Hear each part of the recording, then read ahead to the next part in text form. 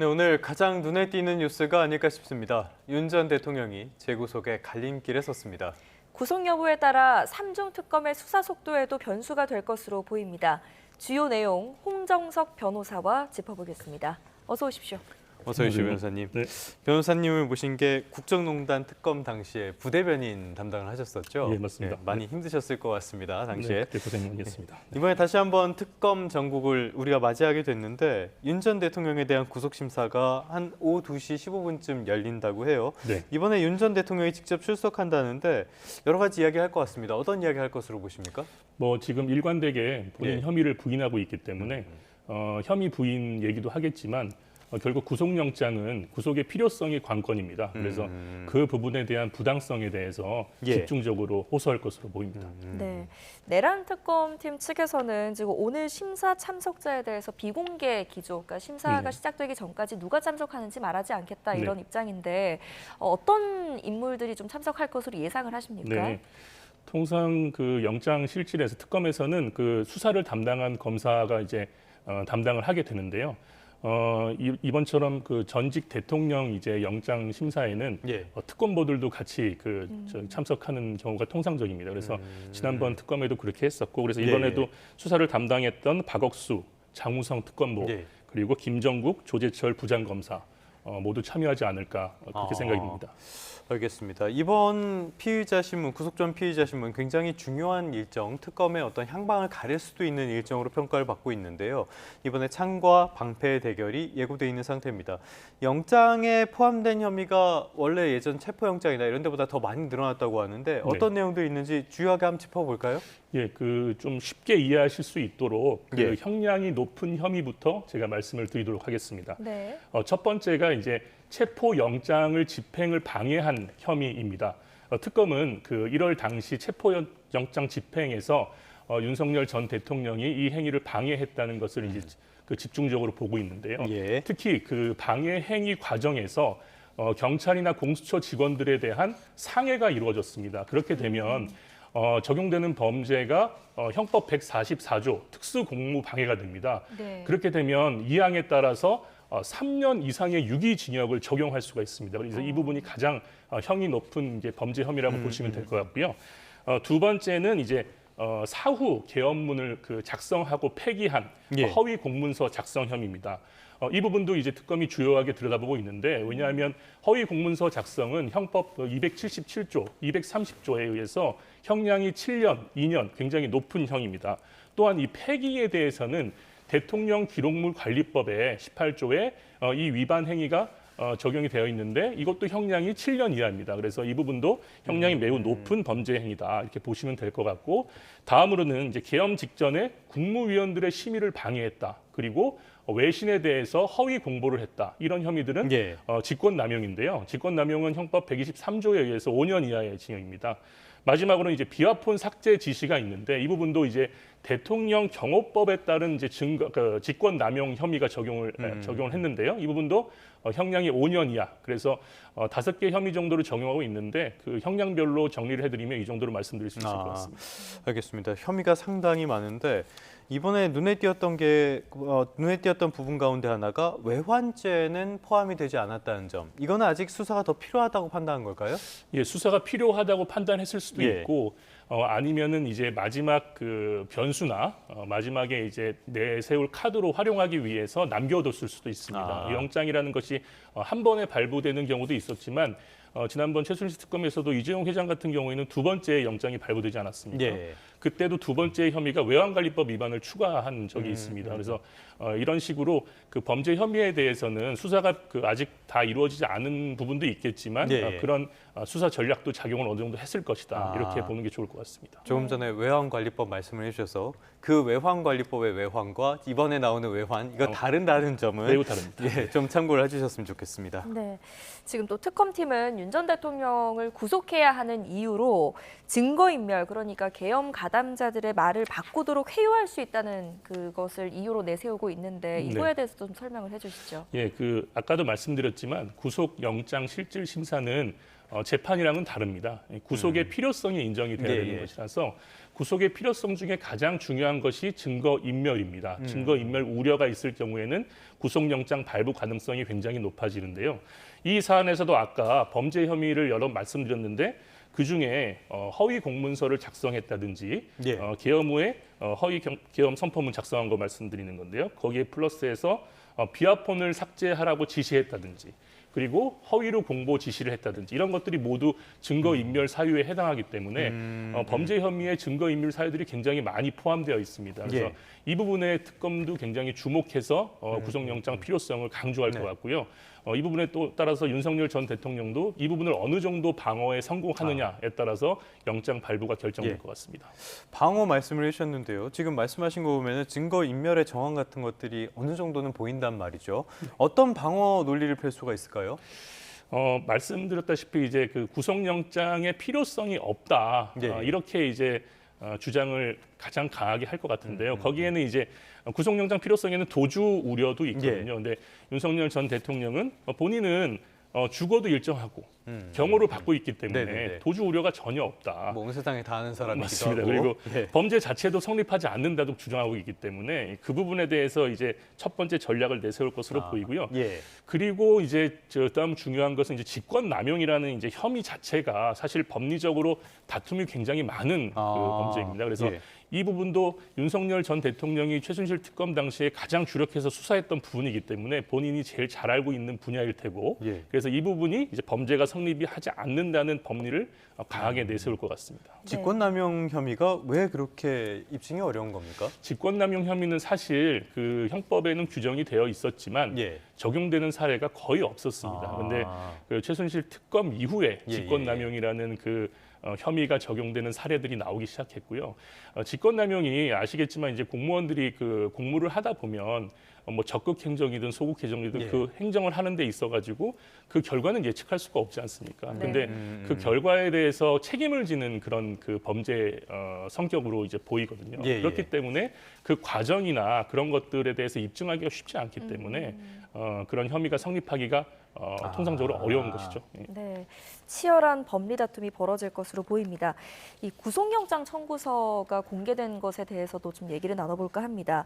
보통은 공소장이 언론에 공개되는 경우는 있었는데 이 구속영장 청구서가 공개된 경우는 흔하지 않잖아요. 맞습니다. 지금 특검팀에서도 이거 법적 대응 강경하게 하겠다라는 입장인데 지금 이런 부분도 구속심사에 영향을 미칠 수 있습니까?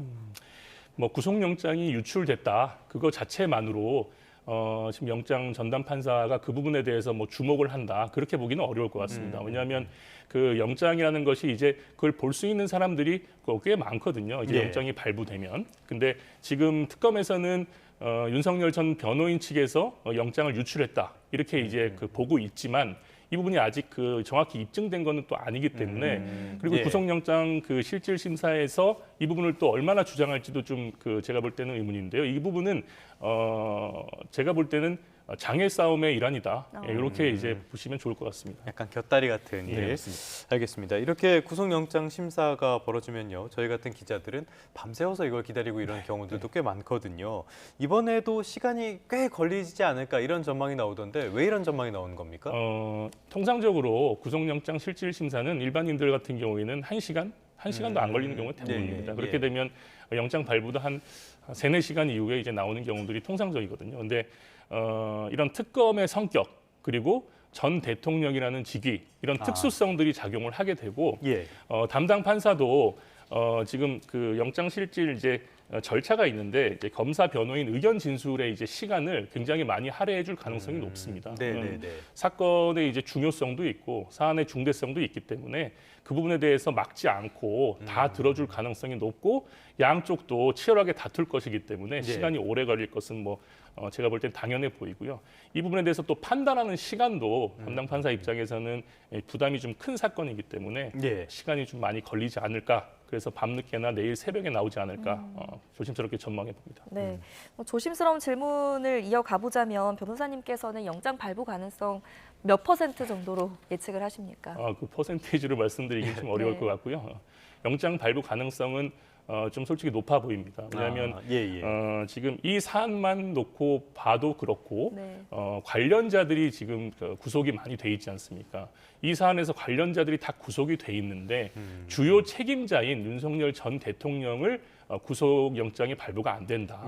이 부분도 국민들 입장에서도 납득하기가 좀 어렵고 법리적으로도 성립하기가 좀 어려운 상황이라서 발부 가능성은 높지만 아까 말씀드렸다시피 구속의 필요성이 얼마나 인정되는지에 따라서 영장 발부가 결정될 것 같습니다. 알겠습니다. 담당 판사에 대한 이야기는 잠깐 뒤에 해보도록 하고요. 지금 이 구속 여부에 대해서 조금 더 짚어보도록 하겠습니다. 유력하다고 말씀을 해주셨는데 만약에 기각됐을 때 이 후폭풍 이것도 어마어마할 것 같아요. 어떻게 예상해 볼 수 있을까요? 굉장히 우리 내란 특검 입장에서는 이 영장 청구가 굉장한 승부수로 보이거든요. 통상적으로 주요 책임자에 대한 이제 수사나 영장 청구는 수사 이제 막바지에 이제 청구되거나 그런 경우들이 대부분이고 다른 특검에서도 그렇게 이루어졌었습니다. 그런데 이번에 승부수를 이제 강하게 던진 것인데 이 승부수가 만약에 이번에 통하지 않는다. 그러면 충격이 이제 클 수 있겠죠. 근데 다만 반대로 생각할 수 있는 것이 초반에 청구했기 때문에 다시 기회가 있을 수 있고 그 충격이 중반이나 후반에 청구했을 때보다는 작을 것이다. 그래서 그런 점도 어느 정도 특검에서 고려하지 않았을까 저는 그렇게 보고 있습니다. 네. 자, 실질 심사를 맡을 판사가 누구냐에 대해서도 지금 관심이 높은데요. 남세진 영장전담 부장판사가 심리를 맡을 예정이라고 알려져 있습니다. 법조계에서는 어떤 인물로 알려져 있나요? 그 영장 전담 판사들은 대부분 이제 중앙지검, 법원에서도 굉장히 그 법리에 밝고 그리고 합리적이고 차분하고 꼼꼼하게 보는 분들로 이제 배치가 되기 때문에 제가 볼 때 그런 범주에서 크게 벗어나지 않을 것 같고요. 이 부분도 뭐 어떤 그 정치적인 상황이나 이런 것 고려보다는 이 사안에 집중해서 해결할 수 있는 그런 그 성품을 보이고 있다고 봅니다. 알겠습니다. 판사에 대한 이야기까지 해봤습니다. 자, 이제 영장 발부를 가정해서 이야기를 해보도록 할까요? 영장이 발부될 경우에는 윤 전 대통령은 바로 구치소로 수감되는 겁니까? 지금 영장 대기 장소가 서울 구치소가 될 가능성이 높습니다. 왜냐하면 법원 질서 문제도 있고 국민들 불편 문제도 있기 때문에 예전 특검에서도 거의 대부분의 영장 실질심사 대상자들이 서울 구치소에서 대기했습니다. 그래서 이번에도 윤석열 전 대통령도 그렇게 될 것 같고요. 그렇게 되면 영장이 발부되면 바로 수감 절차를 거쳐서 서울 구치소에 수감되게 됩니다. 네, 수감 절차라고 하면 신체 검사도 있을 것이고 머그샷 또 찍게 될 것이고 이런 부분들은 일반인들과 똑같이 진행되는 겁니까? 똑같이 진행될 것이고 그 1월 달에 한번 된 사례가 있기 때문에 머그샷은 뭐 특별히 필요가 없을 것 같고요. 다른 절차들은 통상적인 절차들은 똑같이 수용자들과 똑같이 이루어질 것이고 그리고 다만 이제 이전 대통령 이제 수감 사례처럼 독실에 이제 수감되지 않을까 봅니다. 그런데 구속이 된다고 해서 대응 방안이 또 없는 건 아니잖아요. 구속 적부심 같은 대응 방안도 있는데 이런 쪽으로 갈 가능성은 어떻게 보십니까? 그 윤석열 전 대통령도 형사 전문가고 그리고 기존의 사례들이나 이제 그런 형태를 봤을 때 그 적부심 심사를 신청할 가능성은 매우 높아 보입니다. 그래서 그 부분도 지금 충분히 특검에서도 고려하고 있을 것으로 보이고요. 서로 다 대비를 하고 있을 것으로 보입니다. 네. 자, 그런가 하면 이번 구속영장 청구서를 좀 면밀하게 들여다보면 한덕수 전 총리 등이 공범으로 적시가 되어 있거든요. 이 한 전 총리 등이 공범 적시된 인물, 구속영장 청구와 또 구속 기로에 놓일 가능성은 어떻게 보십니까? 아까 말씀드렸다시피 지금 한덕수 전 총리가 적용된 이제 혐의는 그 사후 계엄 선포문 작성 및 폐기입니다.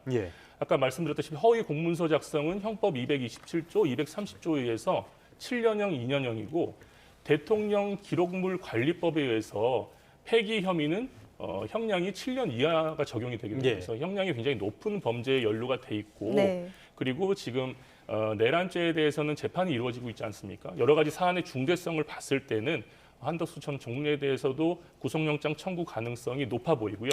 다만 이제 다른 관여자들에 대해서는 윤석열 전 대통령의 수사 태도나 수사 협조에 따라서 구속영장 그 여부가 결정되지 않을까 싶습니다. 알겠습니다. 앞서서 저희도 전해드렸는데요. 이번 구속영장 청구서에서는 외환의 혐의는 들어가지 않았어요. 그런데 특검에서 굉장히 강도 높게 진행을 하고 있다고 하거든요.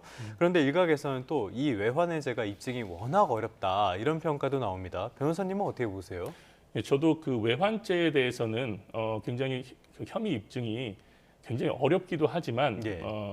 현실적으로 굉장히 이루어지기가 가능성이 높지 않다. 저는 그렇게 보고 있습니다. 왜냐하면 외환죄라는 것이 이제 그런 그 혐의에 대한 이제 고의성이나 그런 절차나 과정에 대해서 입증이 철저하게 이루어져야 되는 것이고 이 처벌하기 위해서는 그 범죄 혐의가 아주 치밀하게 구성이 돼야 되는데 그 부분에 대한 이제 증거나 이런 것들이 제가 볼 때는 아직까지 나온 것이 별로 없고 관련자들의 진술에 따라서도 이 부분이 이제 과연 국가 방위를 위한 것인지 아니면 정말 비상계엄에 대한 명분을 확보하기 위한 것인지 그 부분을 밝혀내는 것이 사실상 굉장히 어렵기 때문에 이 부분에 대해서는 한번 그 추이를 한번 지켜보면서 얘기를 나눠야 될 것 같습니다. 네. 그렇기 때문에 지금 여당 일각에서는 외환죄가 아니라 불법 전투 개시죄를 적용할 수 있다 이런 이야기가 나오는데 이건 가능성이 있는 이야기입니까? 제가 불법 전투 개시죄에 대해서는 상세히 살펴보지를 못했는데요. 아까 말씀드린 외환죄와 마찬가지로 이 부분도 굉장히 입증이 어려운 부분으로 제가 볼 때는 보입니다. 네. 입증이 쉽지는 않을 것이다. 실제로 우리나라에서 외환죄로 처벌하고 이런 사례는 없는 거죠? 네, 제가 알기로는 네. 없습니다.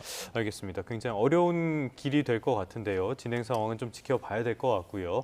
자, 지금까지는 윤 전 대통령에 대한 이야기를 주로 나눠봤는데 사실 3대 특검 모두에 윤 전 대통령 그리고 김건희 여사는 등장을 하게 됩니다. 김건희 특검 이쪽에서도 지금 열심히 수사를 진행을 하고 있는 것 같은데요. 어제는 공천 개입 의혹과 관련해서 전방위 압수수색에 나서면서 뭐 윤상현 의원실, 김영선 전 의원 사무실 이런 쪽도 압수수색을 했다고 해요. 어떤 증거를 확보하기 위한 거라고 보십니까? 공천 개입 의혹 그 혐의를 밝히기 위한 것으로 보이는데요. 예. 거기에 이제 압수수색을 통해서 확보하고 싶은 증거들은 이제 서로 간의 이제 소통 그 내용이겠죠. 예. 어떤 내용들이 오갔고 과연 그 소통한 내용들이 어떤 것인지 그런 것들을 밝히기 위해서 압수수색을 했을 것 같고요. 거기에서 나오는 자료를 확보하기 위해서 노력했을 것 같습니다. 네, 김건희 여사 소환은 이제 언제라도 이루어지게 될 텐데 윤석열 전 대통령의 사례처럼 소환 조사가 이루어지고 난 직후에 구속영장이 청구될 가능성도 어떻게 보십니까? 지금 특검 지금 수사 진행 상황을 제가 볼 때는 그 내란 특검과 달리 예. 김건희 특검은 조금 방향을 달리해서 관련되는 관련자들이나 관련 증거들을 모두 수집하고 수사를 거의 다 마무리한 이후에 김건희 여사를 소환하고 예. 필요하다면은 구속영장을 발부할 것 같습니다. 왜냐하면 지금 이 수사에서 가장 중요한 것은 뭐 주가 조작이나 이런 것들이 많지 않습니까? 예. 돈의 흐름이 가장 중요합니다. 근데 돈의 흐름을 밝히는 데는 시간이 필요하고 제가 예. 알기로 지금 김건희 특검에서는 이 돈의 흐름을 밝히기 위해서 이런 금융 전문가들이나 금감원 출신의 이제 파견 인력들을 지금 속속들이 확보하고 여기에 주력하기 위해서 노력을 하고 있는 것으로 알고 있습니다. 그래서 이 부분에 대해서 어느 정도 수사가 이루어진 다음에 김건희 여사는 소환도 되고 그 이후에 필요한 절차가 이루어지지 않을까 싶습니다. 알겠습니다. 특검을 해보신 경험도 있다 보니 아무래도 특검의 내부 진행 상황을 조금 더 알아볼 수 있는, 유추해볼 수 있는 그런 자리가 되지 않나 싶습니다. 지금까지 홍정석 변호사와 함께했습니다. 오늘 말씀 잘 들었습니다. 감사합니다.